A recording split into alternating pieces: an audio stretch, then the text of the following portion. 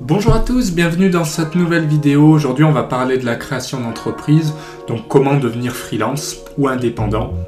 J'avais déjà fait une vidéo sur le sujet, mais par contre là on va aller plus loin en répondant à des questions concrètes. Et je vais aussi vous présenter quelques ouvrages pour vous lancer en toute sécurité. Donc restez bien jusqu'à la fin de la vidéo, pensez à vous abonner avant qu'on attaque. Et donc tout de suite, on va parler des questions qui ont été posées par un certain nombre de personnes, donc je vais essayer d'y répondre. Alors, quels statuts sont disponibles déjà donc pour pour devenir micro-entrepreneur. Donc, on dit souvent, c'est quoi, auto-entrepreneur, etc. En fait, non. Si on est freelance, on parle plutôt de micro-entrepreneur. Voilà. C'est le terme plus juste. Alors, donc voilà, les statuts, et ben c'est ça, vous serez une sorte de EI, hein, ça reste l'entreprise individuelle, EI, mais par contre, vous serez assimilé à un micro-entrepreneur, c'est-à-dire sous le régime voilà, de la micro-entreprise. Ce qui fait que vous payez moins de charges et c'est aussi beaucoup plus facile à mettre en place, on va le voir. Pourquoi ? Alors, oui, aussi, les questions qui reviennent, c'est comment on fait concrètement, où faut-il déclarer l'ouverture en tant qu'indépendant. En fait, c'est tout bête. Vous allez sur le site de l'auto-entrepreneur et c'est directement rattaché à l'URSSAF. Donc, quand vous créez, vous allez sur ce site, vous créez un compte, en fait, et puis vous demandez à devenir tout simplement auto-entrepreneur, quoi, enfin micro-entrepreneur pour le coup. Et là, vous allez remplir.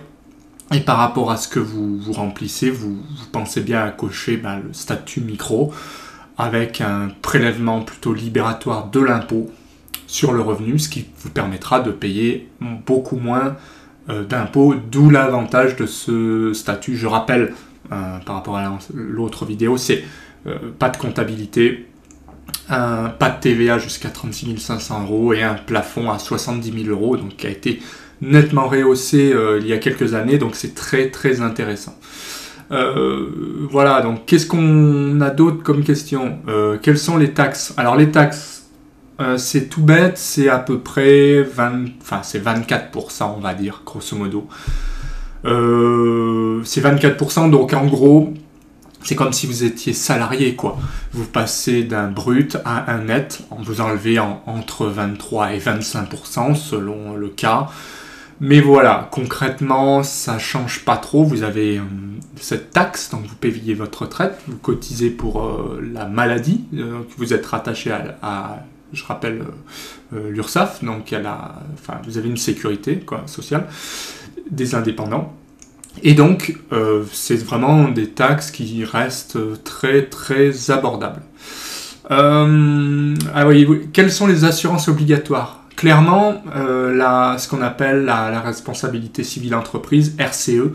Voilà, donc cette responsabilité civile entreprise, en gros, c'est comme la responsabilité civile. Si vous faites mal à quelqu'un, là c'est pareil. Si vous allez dans les locaux, que vous renversez, vous cassez un ordinateur, une chaîne, etc., vous êtes obligé d'avoir cette assurance, et même d'ailleurs si vous n'allez pas dans les locaux. Donc ça, rassurez-vous, ça coûte 200 € par an, voilà, comptez 15-20 € par mois, c'est grosso modo, ça ira pas plus loin.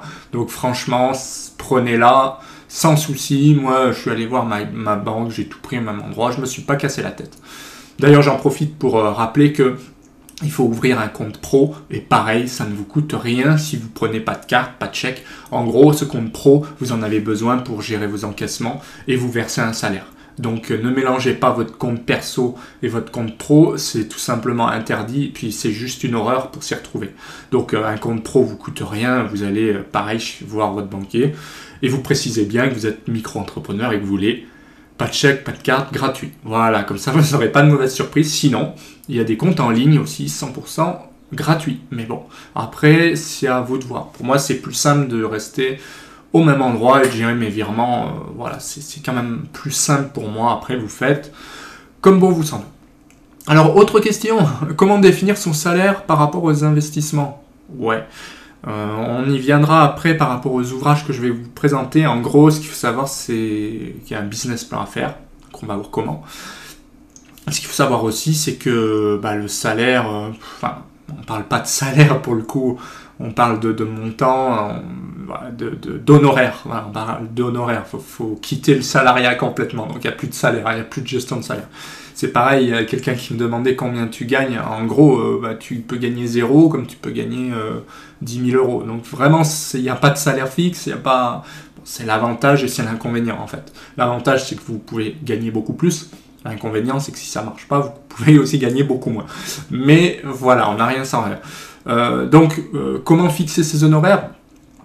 Ça va être étudié dans le business plan. En gros, c'est à vous de décider par rapport à ce qui se fait aussi, par rapport aux concurrents. Mais après, ça dépend. Vous pouvez demander plus si vous avez des compétences particulières.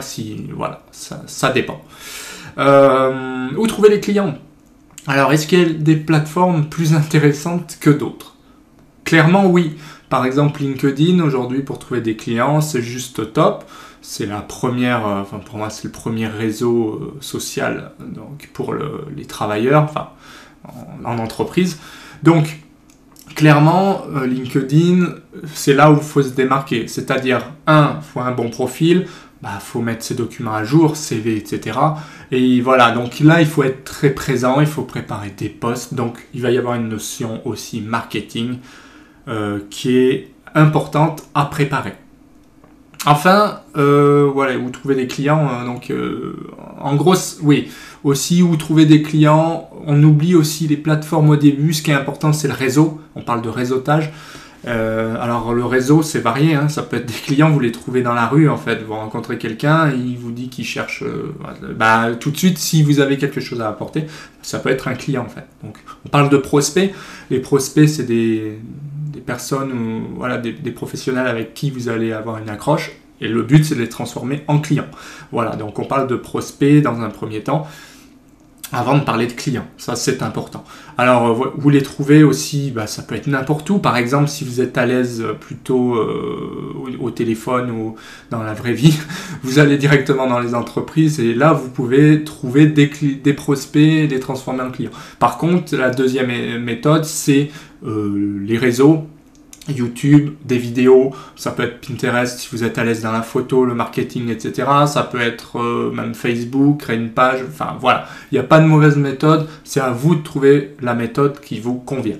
Moi, par exemple, je suis à l'aise dans les vidéos, grosso modo, j'aime bien le marketing aussi, faire des photos, etc. Bon, bref, il y a l'avantage de cette méthode, c'est ce qu'on appelle de la veille marketing, c'est-à-dire que vous la postez, et parfois la nuit, j'ai 30, 40 vues, alors moi je dors tranquille, et le lendemain, j'ai des fois des contacts grâce à ça. Donc ça, c'est une méthode qui peut être efficace. Alors, ça prend plus de temps à la base, mais ça peut vous rapporter gros à la fin.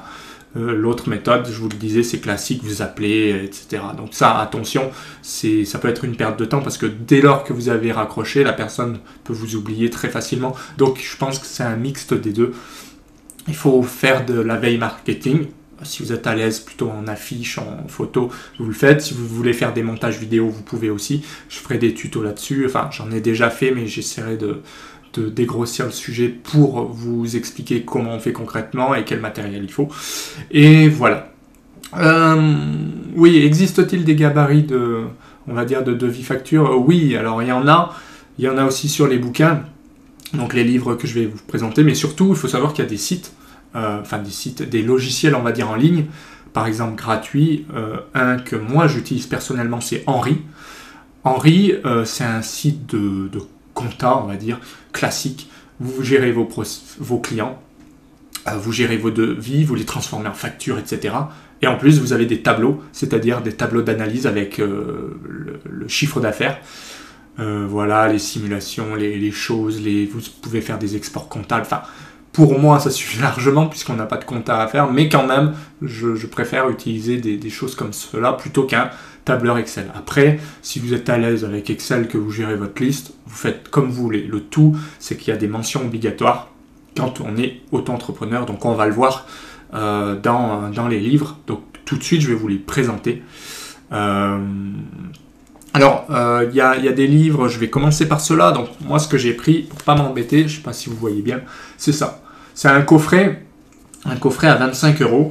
Donc c'est vraiment pas cher. Alors l'avantage de celui-là, c'est quoi? C'est que en fait vous avez, on voit bien là, l'auto-entrepreneur. Donc ça c'est la collection pour les nuls, hein. Moi j'aime bien cette collection personnellement parce que ça rentre pas trop dans le sujet, mais il y a quand même toutes les questions, il y a un maximum d'informations.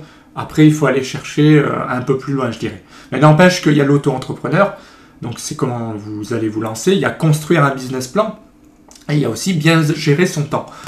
Alors, si on prend dans l'ordre, c'est important de commencer, bon, bien sûr par la base, donc c'est comment on devient auto-entrepreneur, donc c'est celui-là. C'est vraiment un tarif très intéressant, on le trouve un peu partout. Donc par exemple, là-dedans, vous allez trouver,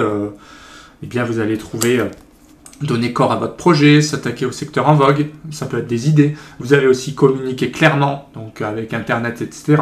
Vendre un produit au juste prix aussi. Donc un produit, on parle de prestation, ça peut être un logiciel, ça peut être autre chose. Hein, voilà. Gérer son stress aussi, parce que mine de rien, c'est important. Donc en fait, dans cette collection, vous verrez qu'il y a beaucoup de choses.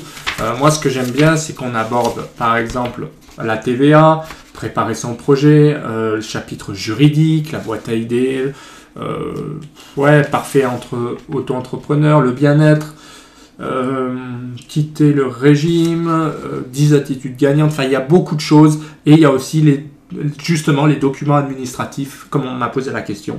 Et bien, modèle de devis, si on va,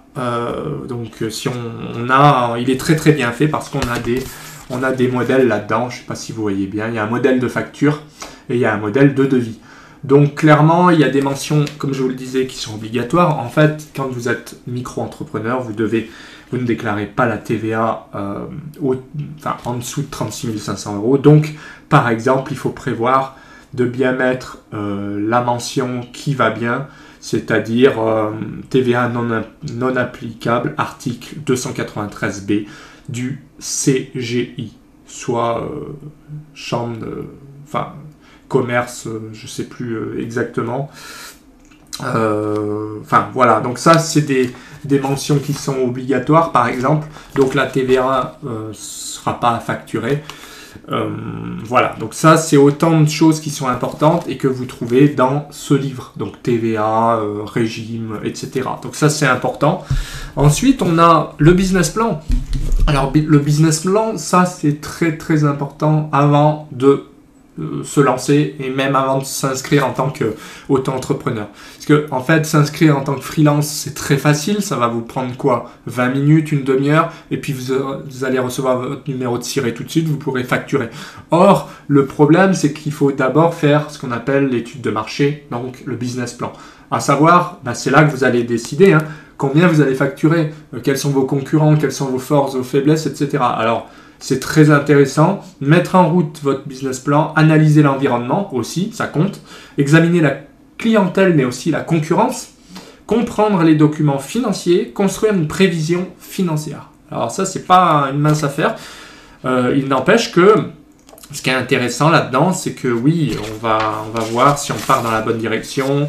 On met en route, on pose les jalons du bon itinéraire. Donc en fait, c'est une sorte de carnet de route. On observe l'environnement de l'entreprise, la clientèle à la loupe, la concurrence, on détermine la position donc de départ, on se focalise sur ce qu'on fait de mieux, mais aussi, donc, je vous disais, les faiblesses, on essaye de les transformer en qualité, on voit s'il faut une formation. Aussi, on fait de la prévision. Donc là, c'est important de prévoir le budget. Donc ça, c'est la table des matières, vous ne verrez pas forcément, mais c'est là que c'est très très bien fait parce que c'est assez complet. Il y a 16 chapitres environ dans celui-là. Il y a les erreurs à ne pas faire, il y a se préparer au changement, des réflexions stratégiques, bref. C'est vraiment une collection pour moi qui est très efficace dans un premier temps parce qu'il y a beaucoup de questions, ça se lit assez vite. Et l'avantage, c'est comme c'est bien fait, vous pouvez y revenir, regarder la rentabilité, combien vous allez facturer. Enfin, il y a quelques anecdotes aussi. C'est très très bien fait. Il y a des choses qui sont indispensables, qui sont mises en avant que vous pouvez lire. Au début, vous ne lisez que ça. Et puis, si vous avez le temps, vous pourrez lire d'autres petites anecdotes qui sont moins importantes à mon sens. Et puis, le dernier, Donc c'est bien gérer son temps. Alors bien gérer son temps pour les nuls toujours, c'est quoi? C'est par exemple se créer un espace de travail idéal, améliorer concentration et prise de décision, optimiser vos capacités de collaboration, mais aussi gagner du temps grâce aux nouvelles technologies. Donc là-dedans, par exemple, ce qui est bien, c'est que vous avez des choses, je crois, on vous donne des conseils, des choses gratuites ou pas, des logiciels gratuits ou pas. Ça, on va le retrouver aussi dans l'auto-entrepreneur. Et c'est très très bien fait parce qu'effectivement, ça permet de gérer sa vie familiale et professionnelle et on a tendance à le négliger. Et c'est pour ça que j'aime bien ce coffret parce qu'il est complet, quoi. Si vous avez des enfants, si vous avez une femme, enfin, ce ne sera pas la même stratégie parce qu'effectivement, il ne faut pas non plus faire que travailler et faire, être mal à côté. Donc là-dedans, c'est vrai que ça va vous permettre aussi de voir comment gérer votre temps, quels créneaux vous conviennent pour travailler, là où vous travaillez le mieux, etc., etc. Et c'est autant de questions qui sont intéressantes. Par exemple, votre poste de travail, est-ce que c'est adapté ou pas? Affiner son sens de l'organisation grâce à la technologie. Moi, par exemple, dans celui-là, j'ai appris à utiliser des logiciels de CRM qu'on appelle. Je ne vais pas trop rentrer dans le détail, mais c'est comment avoir une liste client, comment vous apprenez à gérer des choses qui vont vous permettre de gérer un peu, de garder des emails, d'intégrer des clients, de faire des factures, etc. Donc tout ça, vous le trouvez ici. C'est très général en fait, mais ça peut vous aider. Par exemple, maîtriser les réunions avec les collègues, faire face à un patron ou un chef. Donc ce qui est bien, c'est que celui-là, il marche aussi pour les salariés. Voilà, optimiser les collaborations avec ses partenaires, 10 bonnes attitudes en matière de gestion du temps, 10 comportements à éviter pour gagner du temps, etc., etc. Et puis il y a des choses sur la vie privée pour pas mélanger vie privée et entreprise. Donc c'est vraiment sympa. Si vous voulez aller plus loin, il y a aussi Savoir se vendre. Alors des livres comme ça, pourquoi c'est important? Parce que ça va vous aider à vous démarquer. Donc ça, c'est aux éditions Prisma. Ça a été écrit par Véronique Vinum et Delphine Barré. Alors petite précision, les livres que je vous montre là, moi j'ai pas de lien d'affiliation particulier, je les ai pris comme ça et je vous les présente parce que c'est ceux que j'ai pris.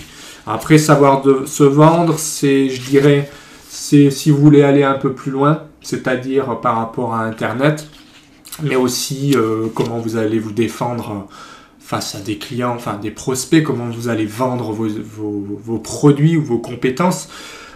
Par exemple, déterminer le capital à vendre, mettre au clair les objectifs, trouver le bon créneau, définir une stratégie gagnante, savoir se rendre visible, donc notamment réseauter, miser sur Internet, etc.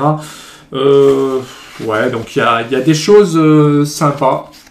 Donc moi, ce que je vous conseille en général, c'est quand même de lire un maximum d'ouvrages. Vous trouvez des choses gratuites, mais c'est important, à mon sens, avant même de vous lancer, d'avoir conscience de toutes ces questions et donc de lire un maximum d'ouvrages sur la question. En gros, ce qu'il faut savoir, c'est qu'il faut compter 6 mois à 1 an avant de se lancer réellement, afin d'avoir le temps d'étudier l'aspect marketing, l'aspect financier, etc. Parce que même si on parle de micro-entreprise, ça reste une entreprise à part entière. Donc le but, c'est que ce soit rentable. Sinon, c'est même pas la peine de commencer, quoi. Donc voilà pour cette vidéo. J'espère avoir répondu à un maximum de questions. Donc si vous souhaitez devenir freelance, si la vidéo vous a plu, mettez un petit pouce bleu, puis pensez à vous abonner à la chaîne et à activer les notifications pour ne rien louper, parce qu'il y a beaucoup de vidéos, notamment pour les logiciels DAO que je fais, mais pas que. Et aussi, pensez à participer en commentaire si j'ai pas répondu à toutes les questions. Je serais ravi de soit refaire une vidéo, soit participer en commentaire avec vous. Donc sinon, je vous dis à bientôt pour d'autres vidéos. Allez, salut!